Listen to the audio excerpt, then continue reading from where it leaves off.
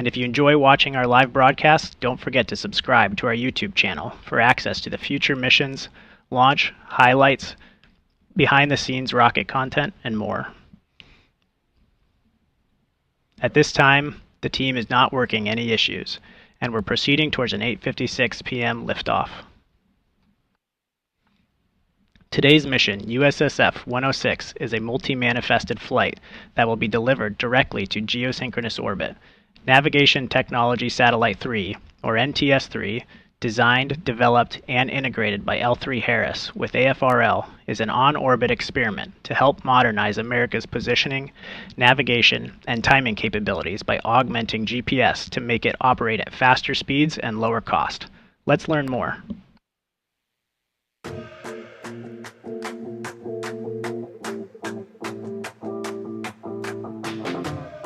The current global position system has provided position, navigation, and timing (PNT) technology to our warfighters.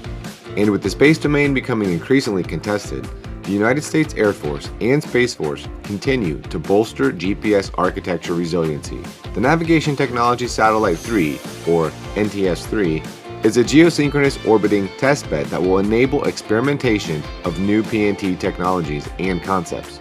NTS-3's Agile Waveform Platform is a digital signal generator that can be reprogrammed on orbit, allowing for updates, modifications, or switching of the PNT signals. The NTS-3's large phased array L-band antenna allows it to generate multiple spot beams while retaining legacy Earth coverage broadcast capability. To support the NTS-3 spacecraft, AFRL is also developing software-defined, reprogrammable receivers and a next-gen ground control segment capable of delivering a comprehensive system solution for resilient future GPS services.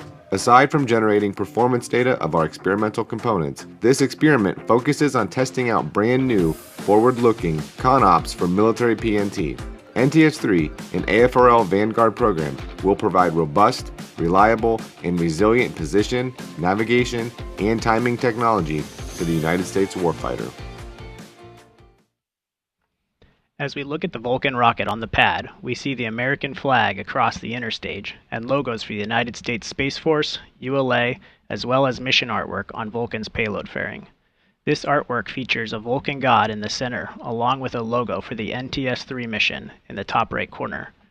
The NTS-3 logo includes mission-specific symbolism with arrows, a bullseye, the Roman numeral number 3 on the face of an analog clock, as well as a Zia symbol in tribute to Kirtland Air Force Base in Albuquerque, New Mexico, where NTS-3 began and is led by the Air Force Research Laboratory Space Vehicles Directorate. As we continue counting down towards T0, let's learn more about how ULA builds the Vulcan rocket. Engineered in Centennial, Colorado, ULA's Vulcan rocket is built in Decatur, Alabama, and launched from Cape Canaveral, Florida. Once the rocket is manufactured, it travels to Cape Canaveral on ULA's cargo ship, known as Rocket Ship. After arriving in Florida, ULA's launch operations team begins assembling the rocket. Stacking begins with lifting the 109-foot Vulcan booster, powered by twin BE-4 engines, onto the Vulcan launch platform. For additional thrust at liftoff, solid rocket boosters are attached to the sides of the first stage. Following interstage mate, ULA's ultra-thin stainless steel Centaur upper stage, powered by two RL-10C engines, is then lifted into position. Lastly, the payload fairing, containing the spacecraft, is lifted and mated to the Vulcan rocket. Once assembled, the countdown begins with moving the rocket from the vertical integration facility to the launch pad. The trip to the pad is about 1/3 of a mile. Throughout the 20-minute trip, a support van leads the move, followed by the payload van, providing communication with the spacecraft, and the ground van, providing support to the rocket. The Vulcan launch platform supplies air conditioning, electrical, and propellant lines to the rocket.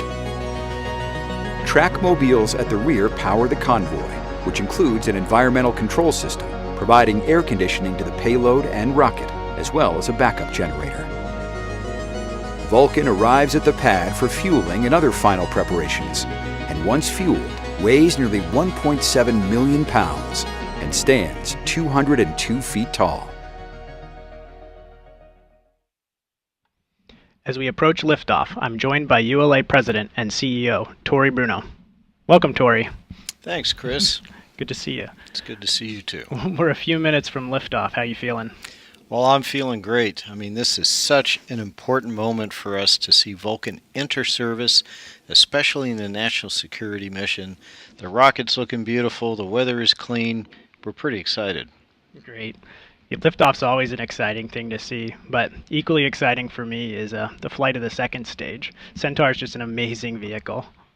Absolutely, especially Centaur 5, and it really makes this mission that much more significant for us because this is literally the mission that drove the design of Vulcan. It's that direct inject to GSO exotic orbit with a really complex payload and an extraordinarily long mission timeline. It's literally the anchor that designed this entire rocket architecture.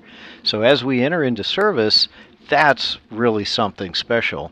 I might have preferred to have done a nice easy mission, but hey, this is what we built this rocket for, and it's about to go do it. Great. Well, thank you, Tori, for your time. We appreciate the interview. You bet. Thank you. I'm going to get back on console. Great.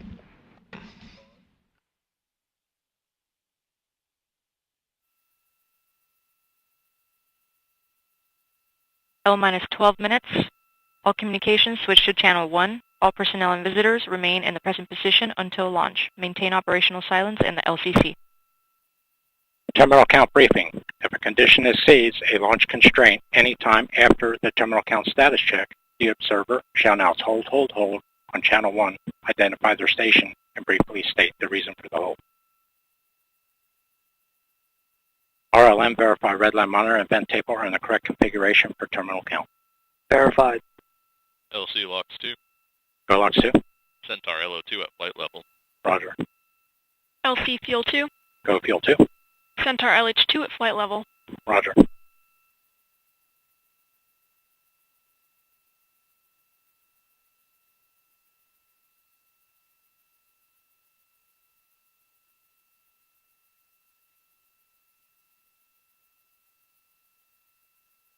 L-minus 11 minutes.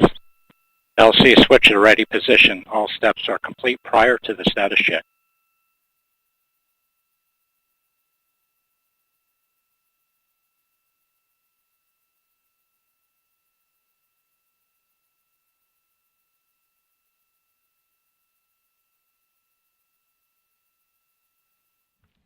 We remain in the planned 7-minute hold as we continue towards liftoff. In a few moments, ULA launch conductor Scott Barney will pull the team for the final go for the countdown. The launch conductor coordinates the launch team during countdown similar to a symphony conductor coordinating an orchestra. 30 engineers are pulled to confirm the rocket is ready to proceed. This is the final status check for all Vulcan vehicle systems, ground systems, the payload, the U.S. Space Force Eastern Range. Let's listen into Scott as he performs the poll. L-minus 10 minutes. Status check to proceed with terminal count. Vulcan systems propulsion. Go. Hydraulics. Go. Pneumatics. Go. LNG. Go. LO2. Go. Water. Go. Centaur systems propulsion. Go. Pneumatics. Go. LO2. Go. LH2. Go. House gas.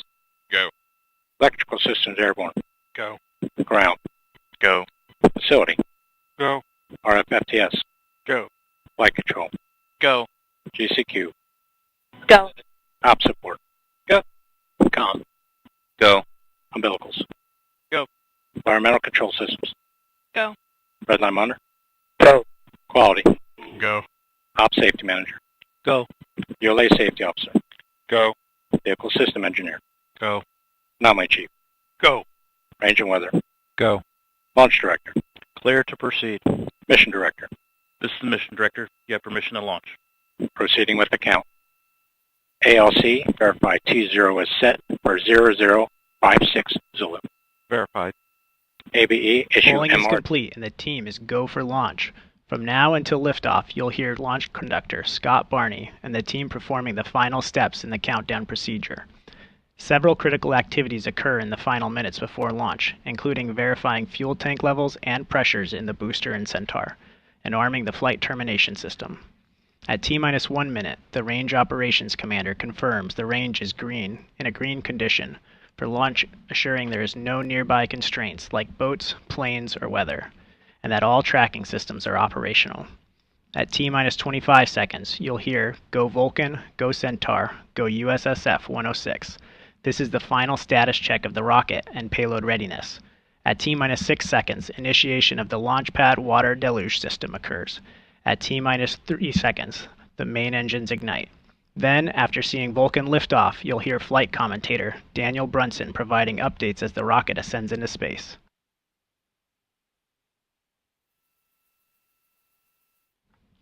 In our launch count, we include planned holds. This means that as the launch team and the launch clock are getting closer to liftoff, the clock will pause for short periods of time to allow the team to resolve any issues that might occur in the hours leading to launch. If you're familiar with launch counts, then you might already know that the L- time refers to the actual time remaining until launch, and the T- time refers to the time that reflects these holds. By building in these holds, we give ourselves a higher probability of an on-time liftoff. As we are currently in our 7 minutes hold, we will anticipate releasing the hold in just a few moments. Time will be T-minus 7 minutes and counting. 3, 2, 1, mark. The countdown clock has resumed, and we are go for launch at 8:56 p.m. Eastern Time. After decades of launching our country's most vital assets into space on Atlas and Delta rockets, ULA is proud to continue supporting our nation, launching new capabilities atop our new Vulcan rocket. Let's take a look at our legacy of national security launches.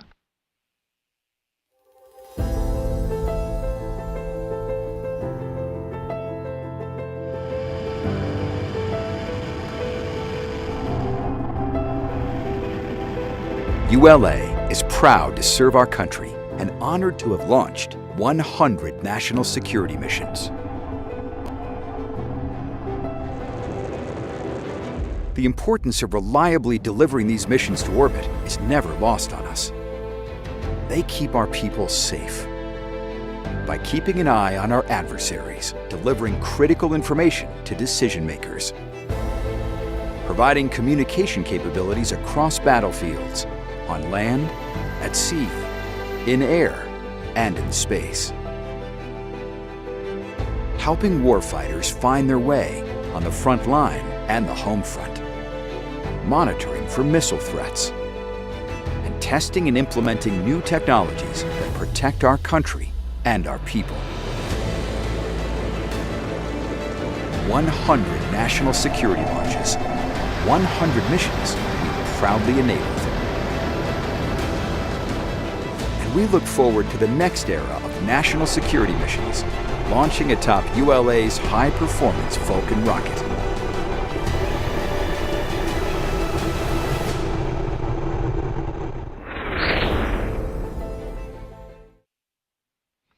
As we approach the terminal count poll, let's check in on today's forecast provided by the team over at the Space Launch Delta 45 Weather Squadron. The probability of violating launch constraints is 20%. Ground winds are 10 knots out of the east-southeast, and the temperature is 84 degrees Fahrenheit. The primary concern for launch today is the cumulus cloud rule. The range is green and for weather, and we are go for launch.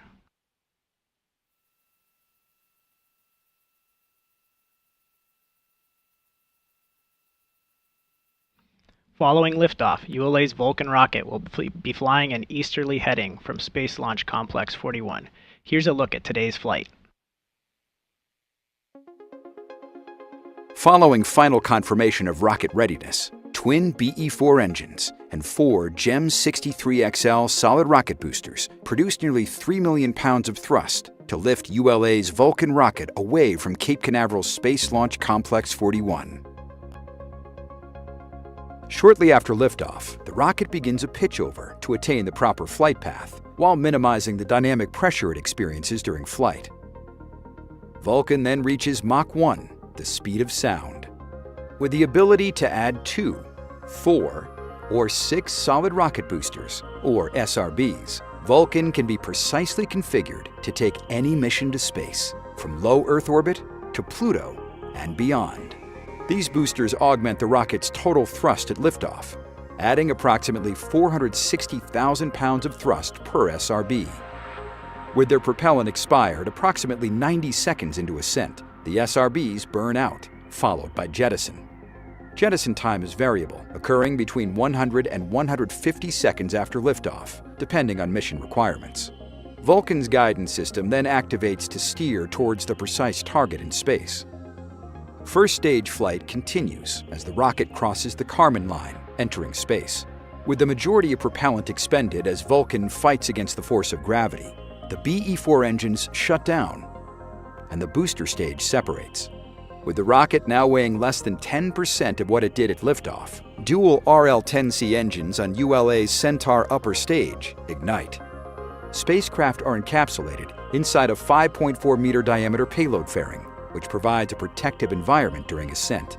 Following Centaur engine ignition, the payload fairing is jettisoned, and the mission continues to its final destination. Once we lift off, viewers watching the launch from Florida and points east may be able to see Vulcan in flight. To get a closer look at this visibility map, check out @ULA-Launch on social media.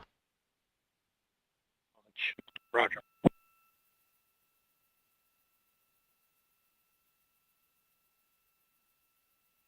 $159, Vehicle internal. $155, Launch sequencer start.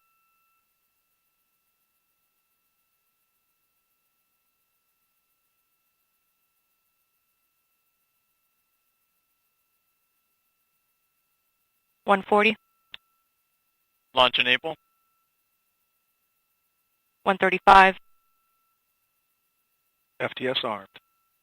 T-minus 90 seconds. The launch vehicle, ground systems, payload, and eastern range are go for launch.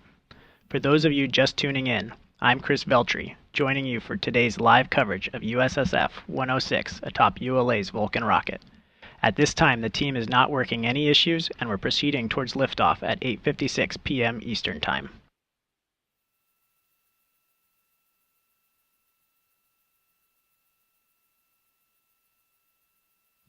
T-minus 1 minute. Rock, report range status. Range green.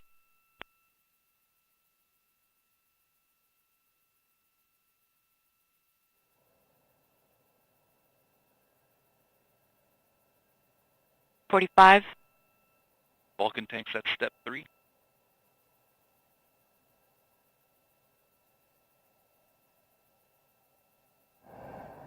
$34,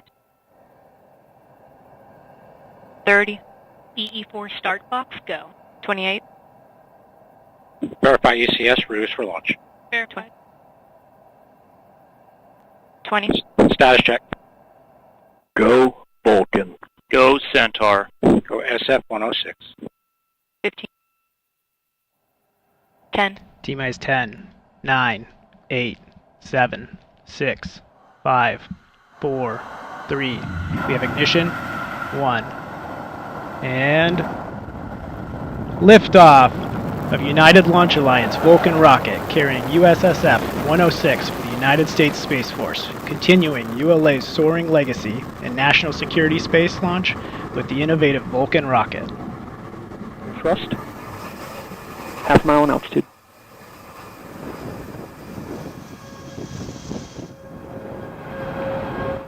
Completed our pitch and yaw program. Body rates turned to 0. P's gone to closed loop control.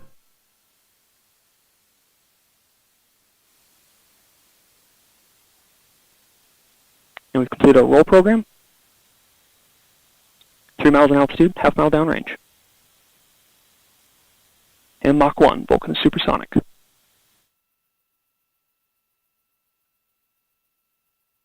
Vehicle's traveling at 1,500 miles per hour, right down the center of the range track.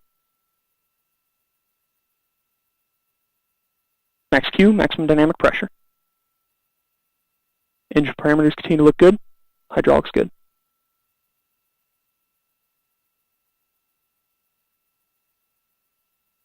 5 miles downrange. You are hearing Daniel Brunson providing launch vehicle ascent data.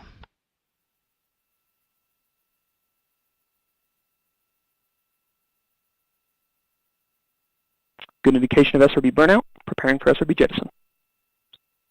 VC4S continue to burn nominally.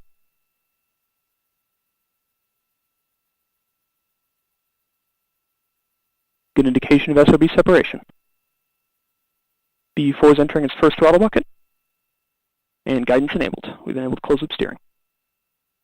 At this point in We flight, just heard Vulcan is now half confirmation of solid rocket booster jettison. These 4 motors augmented the thrust of the main vehicle engines at liftoff, giving the Vulcan rocket an extra boost on its journey to geosynchronous orbit. 27 miles downrange, continues right down the center of the range track, traveling at 3,200 miles per hour. Engine continues to burn nominally, body rate's looking good.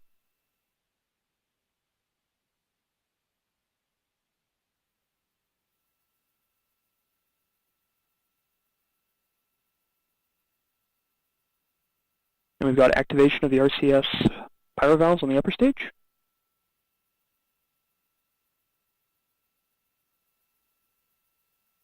.34 miles in altitude, approaching 4,000 miles per hour.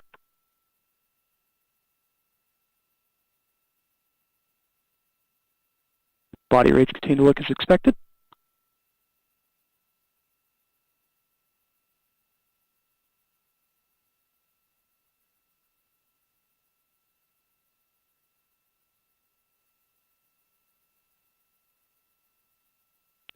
Passing 80 miles downrange, Vulcan continues right down the center of the range track.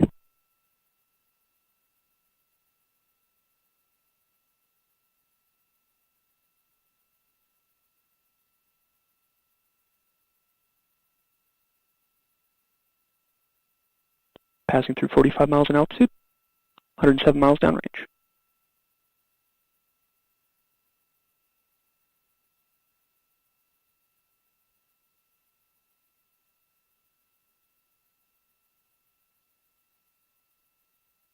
Engine parameters continue to look healthy.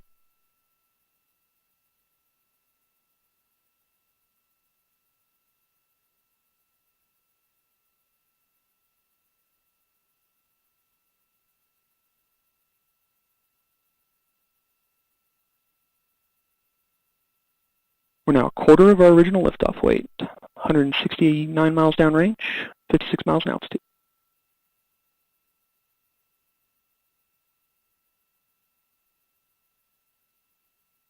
Good activation of the upper stage PU motors.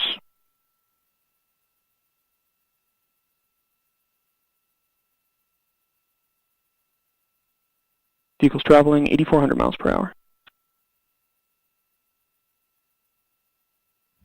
This is Vulcan Mission Control at T plus 4 minutes and 30 seconds. We're about 30 seconds away from our next mission events, booster engine cutoff and booster separation, followed by start of the main engine and jettison of payload fairing. Let's return to Daniel Brunson.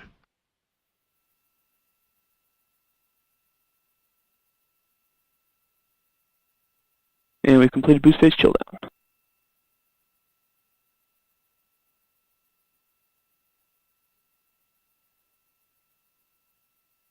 Prop on, Elsie. And good indication of shutdown. Good indication of centaur separation. We've got pre-start on H2 and O2.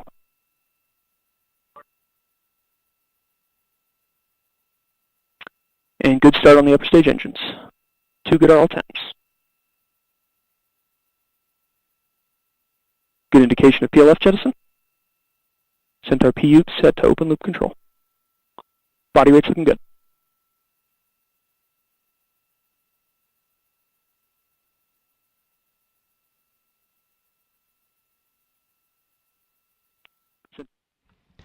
This is Vulcan Mission Control at T plus 5 minutes and 45 seconds. We just heard flight commentator Daniel Brunson confirm the successful completion of the early milestones in today's flight, and all systems continue to operate nominally. As the mission continues, let's take a look at the important work done by the Space Force's Space Systems Command.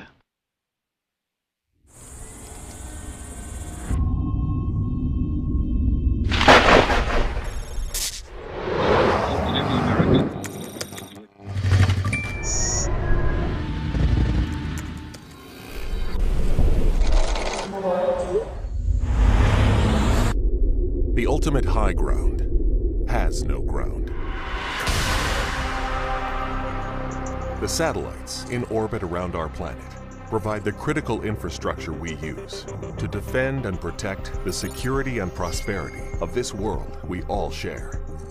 But space is no longer a benign environment.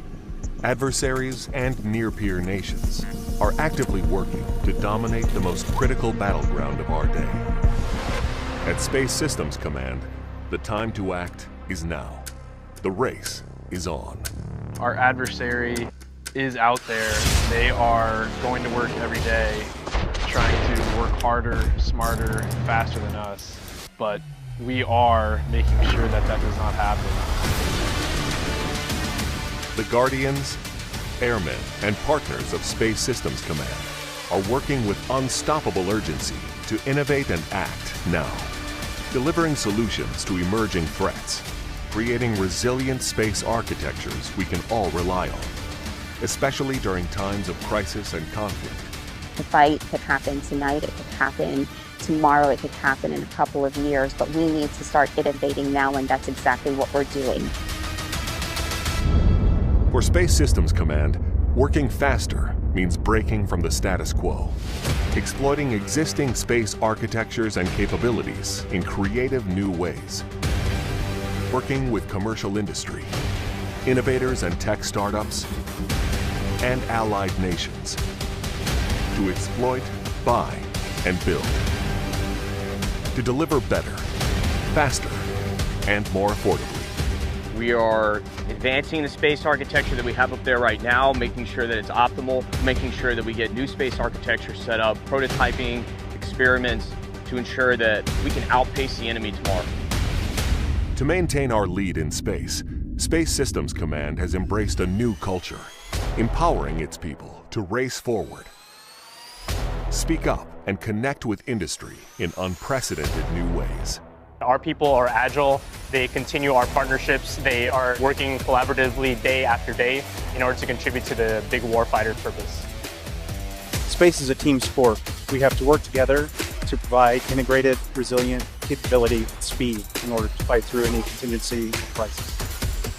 Space Systems Command is moving fast to maintain U.S. superiority in space, running a marathon of sprints, thinking differently, acting boldly, empowering at every level to make space work for us all. At Space Systems Command, space starts here. As we wrap up today's live coverage, I'd like to say thank you for tuning in to today's flight. What a beautiful evening we had in Florida for launch today. We got to hear from ULA's President and CEO, Tory Bruno, about how Centaur is truly one of a kind, and we witnessed boost phase for Vulcan's inaugural national security mission. For more information about ULA, the Vulcan rocket, and USSF-106 updates, please visit ulalaunch.com and subscribe to ULA's YouTube channel. And plan to join us for our next launch, an Atlas V rocket launching Kuiper 3 for Amazon. As we sign off this evening, we'll take another look at today's liftoff. 10, 9, 8, 7, 6, 5, 4, 3. We have ignition. 1. And liftoff of United Launch Alliance Vulcan rocket carrying USSF-106 for the United States Space Force, continuing ULA's soaring legacy in national security space launch with the innovative Vulcan rocket. Thrust. Half mile in altitude.